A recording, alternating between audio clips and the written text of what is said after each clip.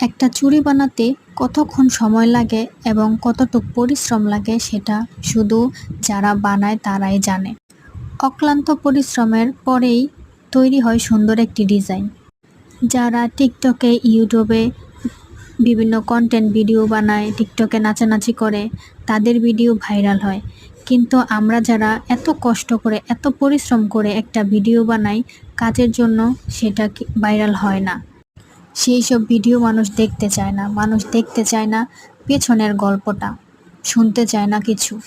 ভিডিওতে 60 সেকেন্ডের হয়, কিন্তু এটা বানাতে পেছনের যে গল্প তা অনেক অনেক সময় ধরে, ধৈর্য ধরে এটাকে বানাতে হয় সুন্দর ফিনিশিং দেওয়ার জন্য।